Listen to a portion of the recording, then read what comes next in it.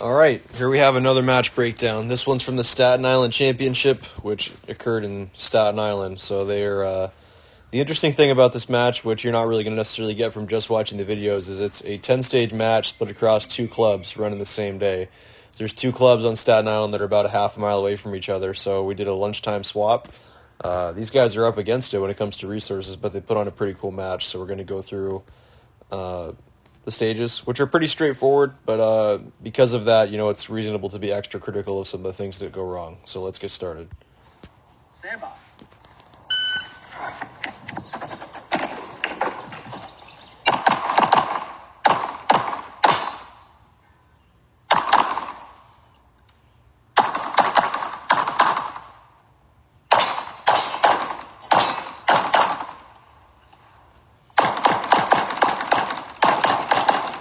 All right, so first off, the grass in this bay was really slick, so I used a shit ton of braking through these first two positions. You can say I'm pretty dainty coming into this. This foot pedal activates both these swingers that are available through both these windows here and here. I came over here, there's two targets that are both kind of partialed up that are right next to each other. I started on the lower one so that I could transition up to where I'm looking, even though that one was buried a little deeper. And then it was a really tight squeeze to hit about a 15-yard tuxedo right here, and then another popper. Out of that position, as long as the round count there goes well, the plan was to come back to here, shoot this swinger. I just barely landed that second shot on there. I wasn't so sure in the moment that it was going to be there, but luckily it was just on the edge. This dynamic positioning probably could have been a little better conceived. You can see I'm like really off center when I'm coming into here. Had to do a reload right here. Because I'm shooting limited and we're in New York, the match was set up so that every division was 10 rounds, so you're going to see a lot of reloading. I'm essentially shooting limited 10. I didn't have my grip together right where it should have been. If this reload had been a little sportier and I had the gun up on my eye line like this, when I had trot from this point at this, like right here, before I had broken this wall, I probably would have been able to hang two in the first pass, but because it was pretty quick, to come back out, it didn't cost me that much time. Straight transition to shoot this target right here, and then do a little power shuffle where my hips don't fully face in the direction that I'm moving this way, because I'm instantly pretty much squaring up for a couple poppers that are in the back here. This was probably the biggest time issue here, as I came in and I hit these first two poppers with relatively little confirmation, and then I got all overconfident on the third one and transitioned off of it. And that probably cost me a good 1 to 1.5 or so. Another reload to here.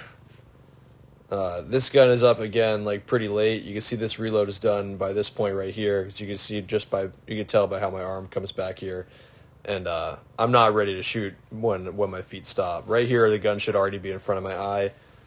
That where the point where my feet are literally where you want them right here, and then the gun comes up, that's a time sink also. And then the shooting portion of this was fine. Okay, next stage.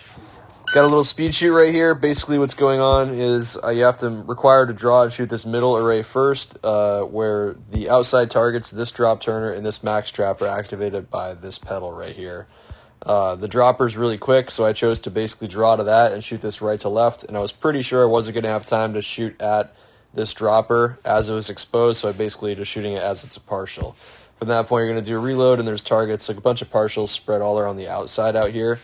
After the reload, I missed my grip a little bit. I honestly did not put pro grip on before this stage. I forgot to, and that was an issue because my left hand was not locked onto the gun good, and because of that, my firing hand tensed up and I pushed around down into the partial right after the reload.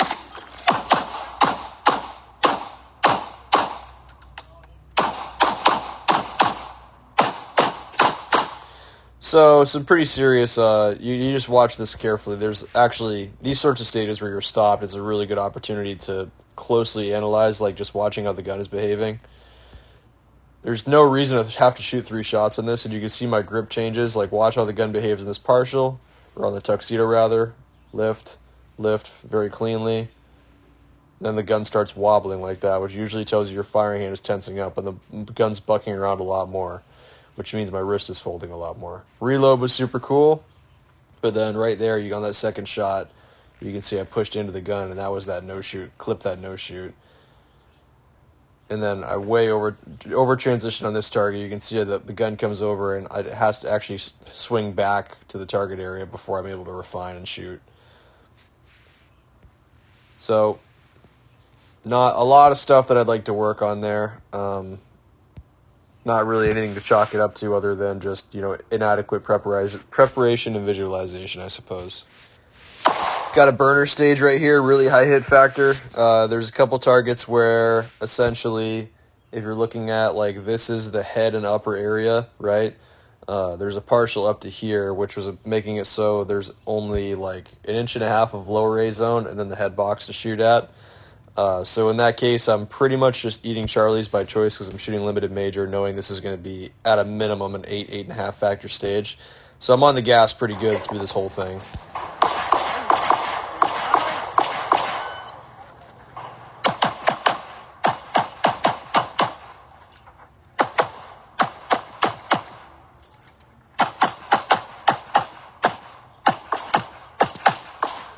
You see right there, my firing hand got tense in that second to last shot, right? I knew I wanted to shoot at this target.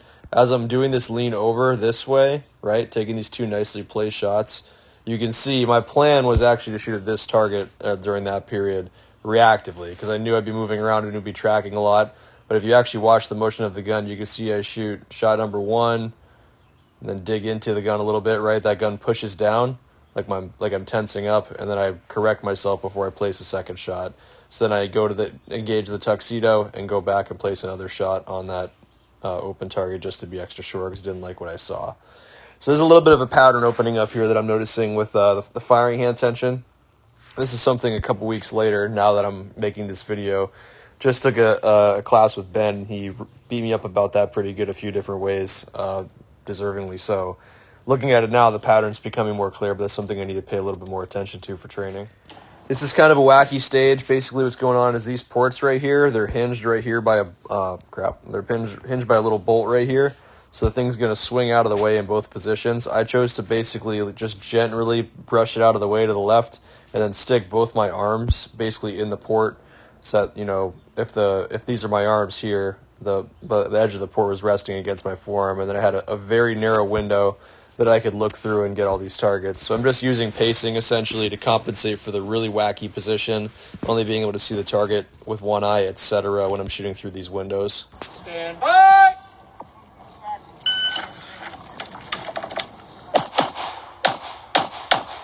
Really placing those pretty carefully.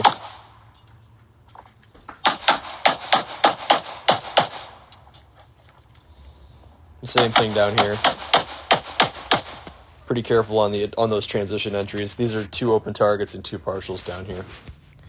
This stage was pretty wacky. It was kind of a memory course where essentially no matter what, at some point you had to go to 10 on an empty chamber.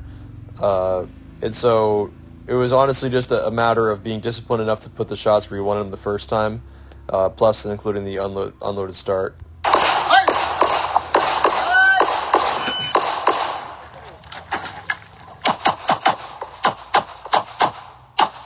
So you can see I did that first.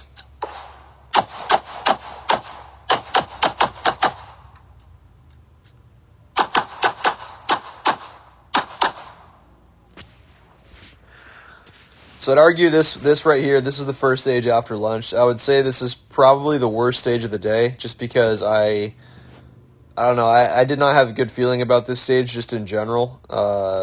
The visualization was not very sharp, and it's not a very demanding stage. It's just I did not have a good feeling about it, and usually those sorts of things are self-fulfilling.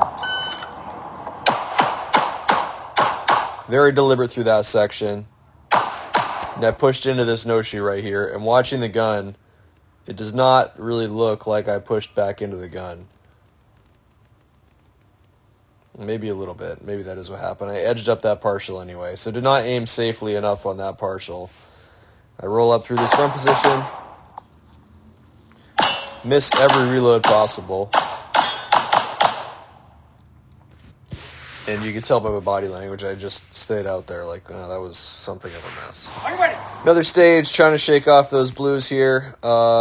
This is another stage where essentially, you can throw an extra reload or be forced to shoot a bunch of stuff, basically to slide lock on some partials. So I chose to play it safe and throw the extra reload.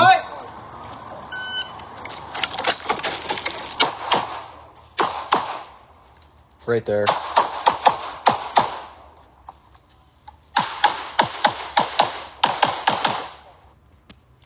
Pretty simple stage. The only thing that was a little wacky about it, honestly, was the part I described and the fact that this footing is really coarse. So I'm kind of deer-legged on this, hobbling around a little bit, very noisy footwork coming into this last position. This is a stage that was 3 shots on each.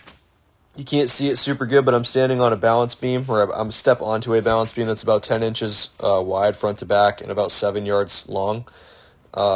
Every target except the second target that I shoot is a partialed up target that's at 12 to 15 yards. So you see some very careful and disciplined shooting, trying to only shoot 3 rounds to the best of my ability. I absorbed the relatively careful and slow movement time, staying on the beam to reload, and just get where I need to go and take the shots as precisely as possible.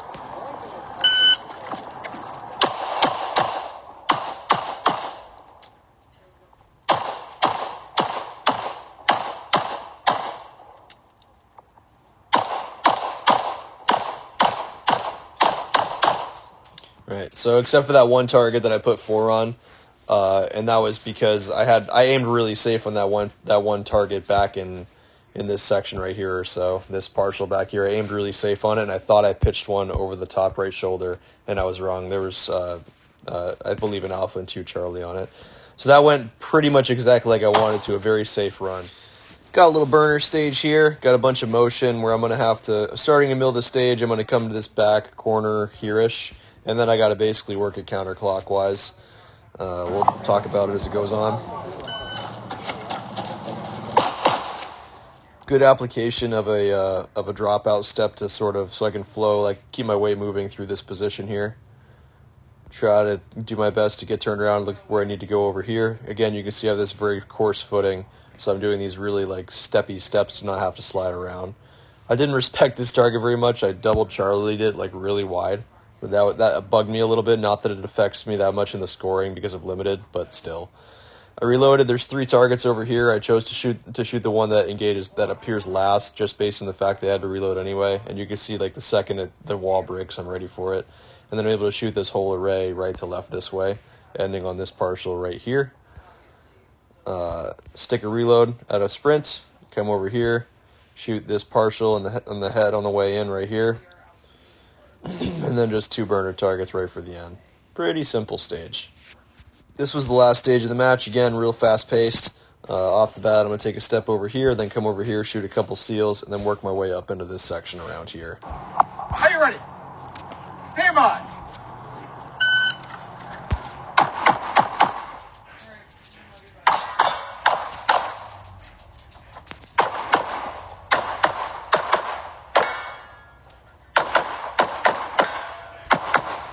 Biggest thing that saved me time on this, honestly, was just being comfortable taking some shots at some of these steels, still really moving around.